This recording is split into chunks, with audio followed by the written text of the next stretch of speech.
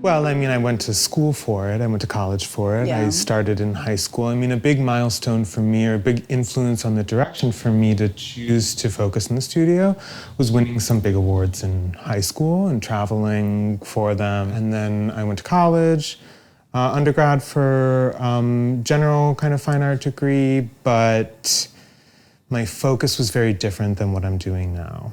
What was your focus? So it was paper making and printmaking. Okay, so you got to it through paper. Through paper, yeah. Paper was, I mean, a very tactile medium, very immediate, very direct, but also there was so much history to kind of consider when working with, let's say, specific fibers. If you were working with a cotton rag or a linen fiber, you were invoking a very specific history of the evolution of papermaking through that kind of fiber, culturally, and so on. And so that approach and that kind of understanding of material has always continued to be a part of my practice. But what happened through the end of my schooling was that I started to kind of work in 2 or 3 different modes, where I would work on embroideries or dimensional, like materially oriented 2-dimensional works that were not like plastic works, like painting or something like this. Right. And then sculptural works, and then I would do prints and drawings which supported those works individually and how those series connected. And that's actually a method of working that I continue. I've always kind of historically researched crewel embroidery and Western colonial embroidery. Crewel embroidery has held most of my interest in that exploration. That work, they were all derivative of historic embroideries, either from public collections or works that I was finding in publications and so on. I've continued to hold an interest in that research and in that response still. So I did a series of about 25 paintings in the winter of 2020, which were exactly that. But the final work was quite different. There are some common lines that have been present for the last decade, but the work is also very, very different. Well, I'm interested in Western methods of like floral and natural reproduction in commercial design and in fine art. And I mean, there's so many different kind of conversations you can have through that type of research, but there's a very obvious connection between colonialism and natural history, or the history of how natural history is formed and is presented. That's certainly an interest of mine that has come through in my research on crewel embroidery and in many floral representations and reproductions in fabrics that are mainly English or French or American.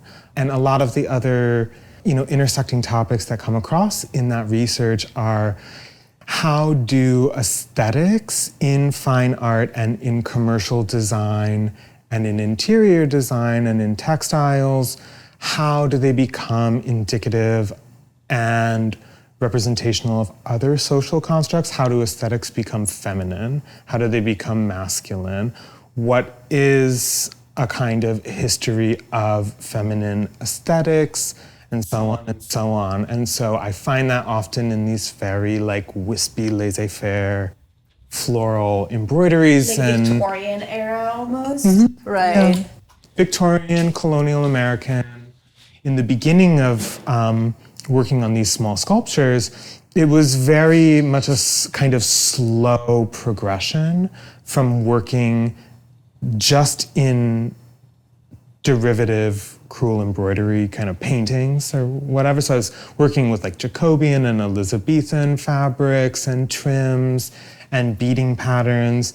And so I had parameters that I was setting on the work due to these kinds of larger cultural conversations, I find this responsibility to be diligent in the use of them through my research. So anyway, my point is just that the way that I work is kind of this slow progression. Material use changes and expands. I find the conversations that I'm interested in specific materials present in others. I'll connect them together. I'll work with them together. That's a kind of pillar of my practice.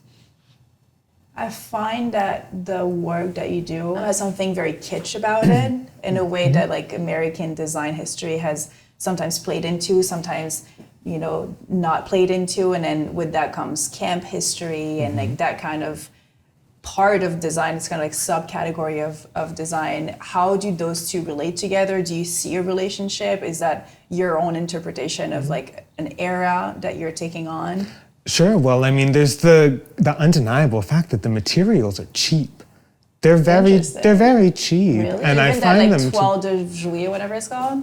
Oh, it's all reproduction. Yes, it's all reproduction. It's all cheap. It's all these sequin patches were just so common in the mid to late 20th century in the United States.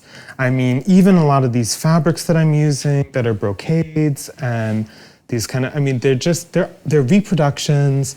They're cheap, and I'm tying in a lot of contemporary, current materials from party stores and from all kinds of different sources, but also like the aesthetics.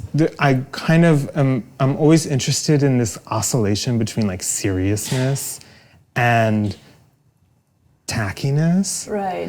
In that way, sure, there's perhaps a kind of kitsch element, but more of a kind of campy action is happening in the life of the works by the very nature of, especially with these sculptural works, the kind of ostentatious nature. They've got this, I mean, they can be very phallic, they can be very representational of other forms in nature, but there's also this high presentation, almost like plumage kind of thing happening with them where they're really trying very hard to be something that they're not. Yeah, which is what the whole camp thing in is. a very that's a really fundamental tactic of camp. Yeah. Kitsch and camp often really get conflated, and camp is much more complex.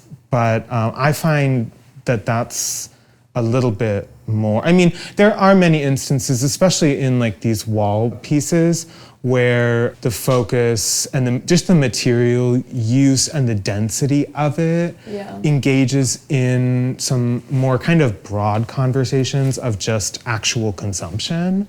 What is the title for them? So for the wall pieces, they're all titled Elegy with a numeric.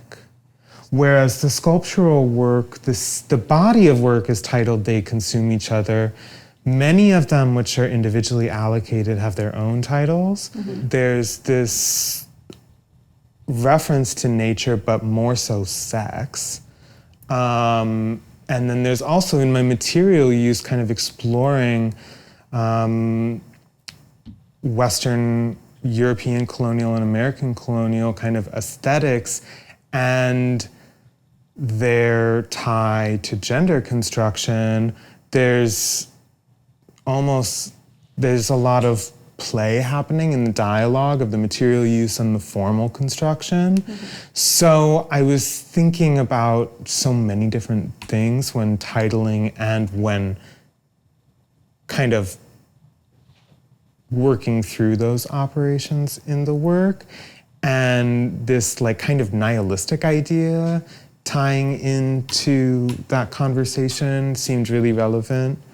It reminded me of the Felix Gonzalez Torres, like those candies that he's inviting people to eat and consume and for those things to disappear. And these have an aspect to them which also feel like a growth, like they're coming out of this like pillow. And not only is a penis reference, but there's also the flower references of like things growing and like there's grand. This constant push and pull between sex and gender through various constructions, but really a focus on material that'll kind of pull in like this kind of reference to second wave feminist dialogues that it's not a focus of mine, but it's something that the work does respond to in ways. I mean, there were several movements, right? You have like pattern and decoration, and you have a lot of feminist artists working with materials that are traditionally considered domestic or decorative or design oriented, and taking a kind of new angle on that in a fine art context. And I mean, and so on, it follows these kinds of connections to feminine identity, to labor. But second wave feminism, I think, when we look back at it, I mean, it's certainly not very intersectional. These were mainly white women, white cisgendered heterosexual women, and their kind of engagement in that material usage and their kind of placement in a art historical or a social kind of dialogue reflected that. Because the work kind of references and uses specifically a lot of American and Western materials, it will in some ways kind of butt up against that dialogue, which I think can be fine and interesting, but only if it's an expansion and a reference to kind of new directions. I mean, I was looking at commercial funeral wreaths a lot. And so that interest, they felt very connected to a lot of the forms I was using in the sculptural work. I just started going with it. The two bodies of work really spoke to each other. They were both referencing many forms and objects that are used in a kind of ritual.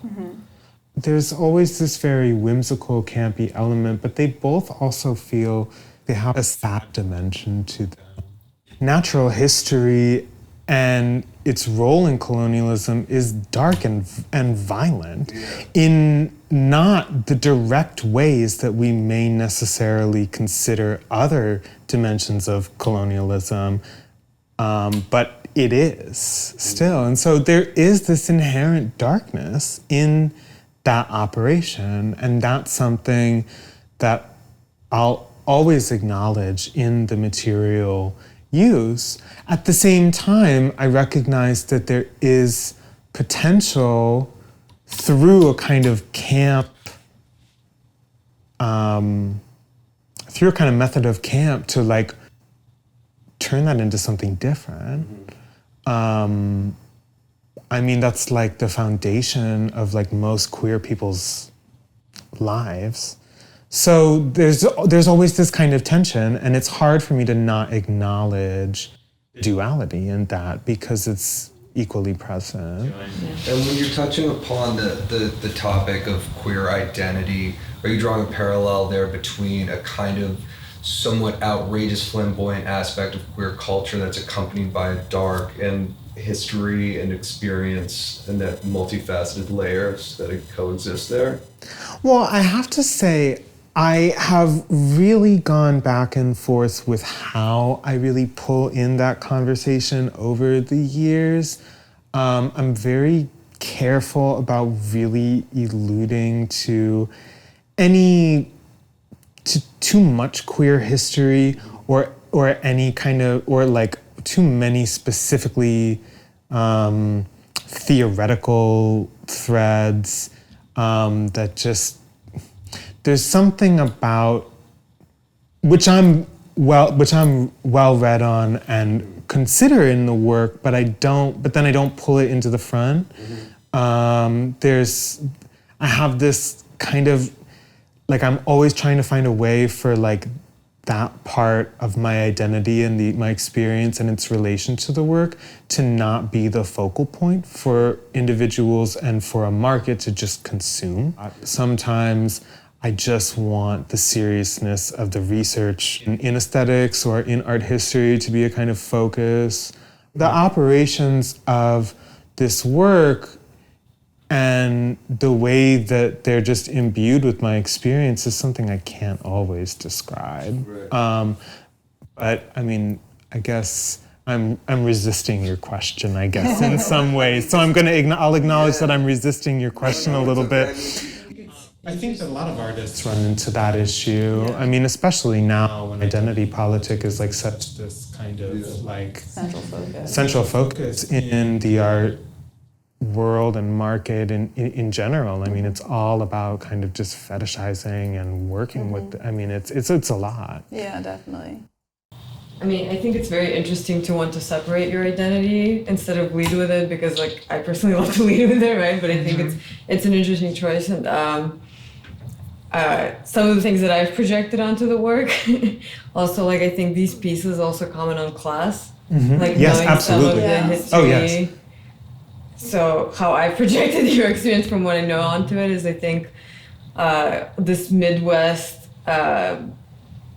Like what we're experiencing, this like backlash of people not feeling educated or thinking of the coast elites and stuff, and how like, you know, when we think of Midwest and like this aesthetic of the cheap materials and stuff, and sort of using that in a sophisticated way, and so I'm projecting that onto this like sort of rebellion and saturation, exaggeration of those things, and yeah, I mean, I think like the tension is really nice. Like I think there's a lot of this back and forth and the uncertainty in the material and the visuals and the elements. I love the stuffed toys. Like I think that's a nice reference to Mike Kelly, but it's not quite Mike Kelly, but it's like it's giving me a reference point too. And again, like because he was also from the Midwest, no? I like the class element that it's bringing in. Yeah, I was reading with him on that series again recently. That was earlier in his career, and it was very, very, the language was built. He really built up the language on many of those early bodies of work.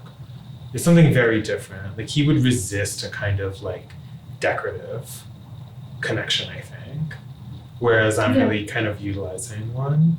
But there is a similar kind of connection too.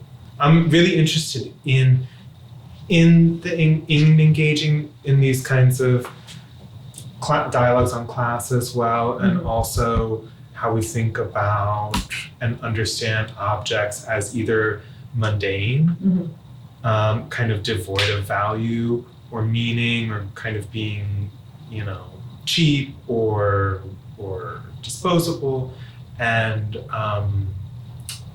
something deserving of much more reverence.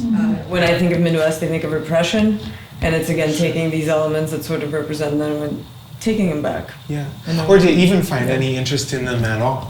Yeah. In such a serious kind of framework. For me, that's where like it is identity. Like you can't like remove that, right? Like it's like I'm sure this was within your experience growing up. But I think what's interesting is it's not, maybe not so much your identity from a conceptual or political perspective, it's your identity as an individual, really, because it's your personal experience, and then how maybe that, whether or not you touch upon explicitly the relationship between that and your sexuality or your own larger political identity, there's something unquestionably personal about that aspect of the pieces, which I think resonates with me more. That's what's more interesting about it. Yeah. Sometimes I have the capacity to give it, and sometimes I don't.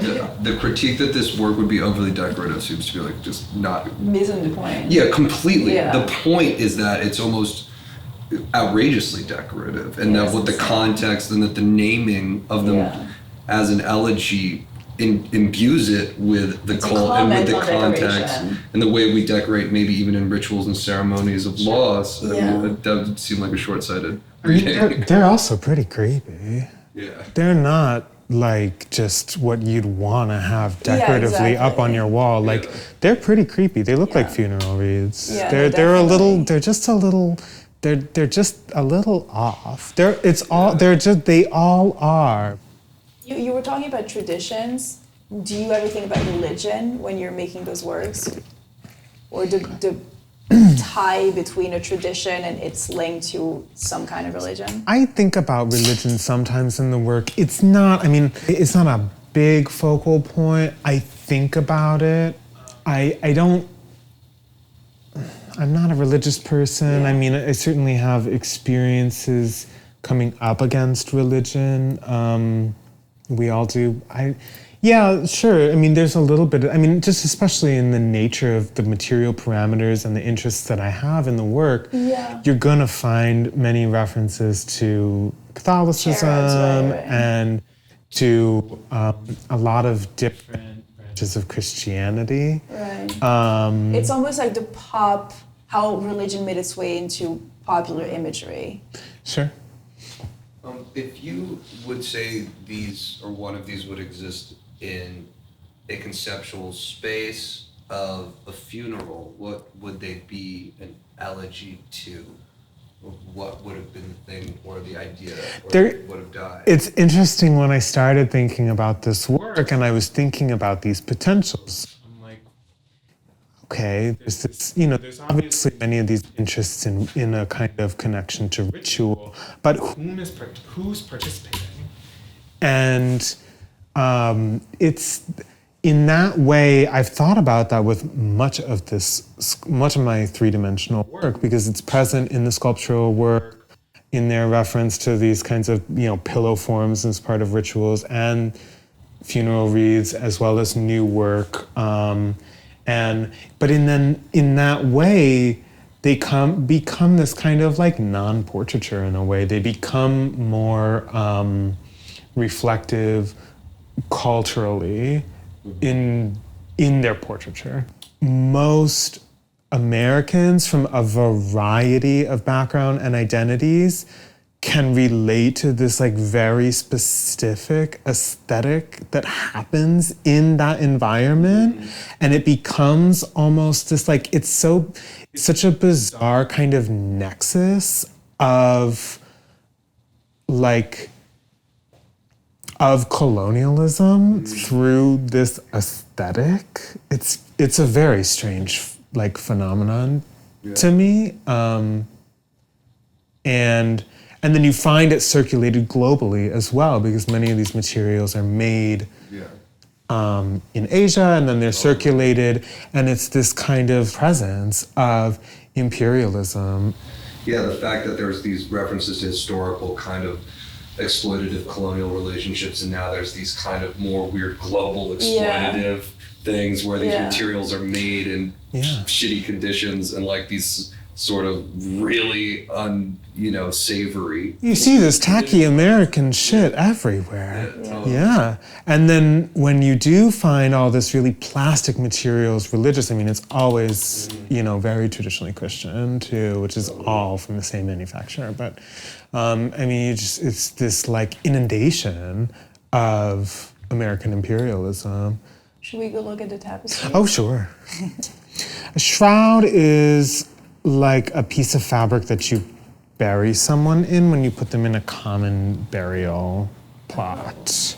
So you wrap them in a sheet of like muslin or cotton or fabric, and it's basically a way of concealing the body. It's a working title for this series. Yeah, it's a great title.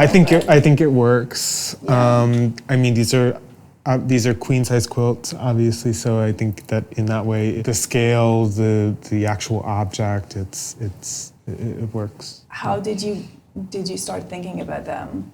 Was it a response to something? Was it I just started collecting quilts earlier this year. A lot of what I'll do is I start collecting things before I start using them in work. So I'll have collections going for a long time before I'm actually working on anything. Right. And I'll be kind of parsing through the histories of the objects, or these are all a very specific style, which is crazy quilt, which was very popular for a pretty brief period in North America around the turn of the 20th century. It was very popular. It has a lot of references to trade.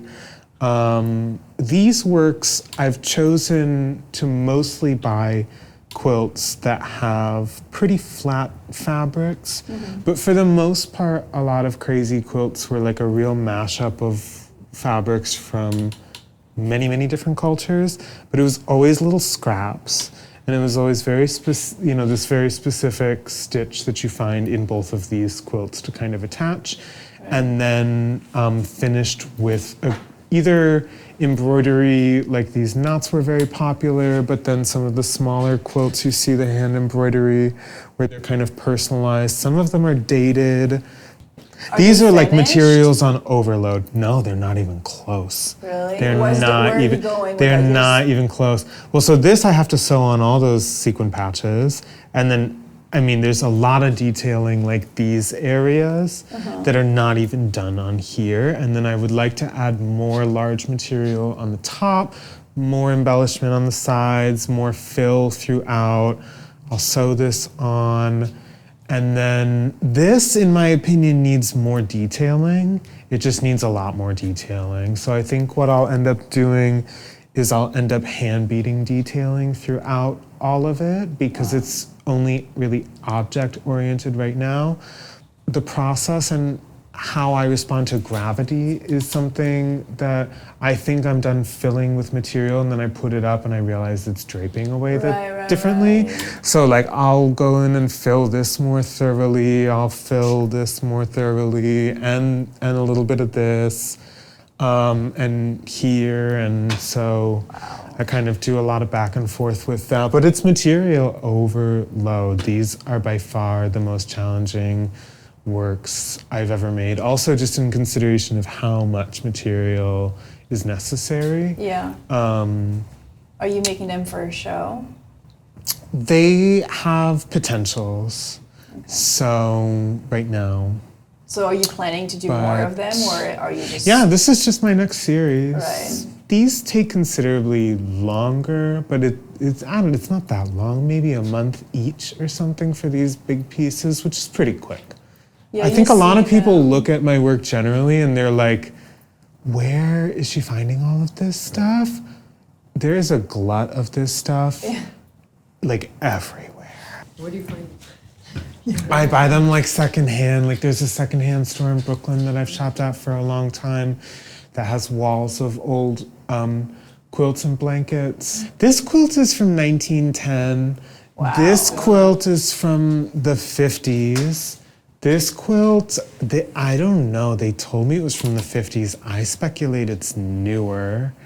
And then these two small ones, I was told are like 1910 to 1920. I can't verify that. They're filthy, and I want them to be filthy. I don't want to take them to be cleaned. Right. I really want them to be filthy, so I don't clean the materials that I buy. If it's dirty, I want it that way. So this is really challenging new work for me. And then I'm making these smaller ones, which in some ways I wonder about the appropriateness of the scale, considering the kind of broader thematic of the work and the Right. title of the Because series. then he becomes an infant or something like that? Yeah, I'm Yeah, I know not what you mean. entirely sure if it's appropriate, but We I also am not convinced that it's not. I think it's great. We were in London recently, and we were sitting across from a graveyard. And I found this whole section of the graveyard for infants, and it was really amazing and intense. And it was a lot of, not the same stuff, but it had a similar feeling to your work in a way, because there would be like these toys out laid around the graves of these children and stuff. And it was kind of incredible. Mm-hmm. Yeah. I mean, Oh, that's horrifying. Isn't it crazy? Yeah, I love it. But it sort of has. What's with the bear crawling from behind? That's really nice. I'll send you these if you want. Like, this is how this was positioned. It's kind of Oh my insane. God. But it has a weird kind of similar parallel to your work. I Yeah. think. But yeah, I found this. I was going through a run gosh. through here Yeah. on the graves. Yeah. It's kind of crazy, right? Yeah, that is. these work feel a bit more like a portal. Like, I feel like they invite the viewer in a bit They're more. almost like a doorway in the Yeah. composition. Yeah, they really are. They're a frame, they're a doorway, they're there are a lot of, especially with the treatment at Yeah, the exactly. top, And also you're starting all of them with that kind of which is a door treatment. yeah, exactly.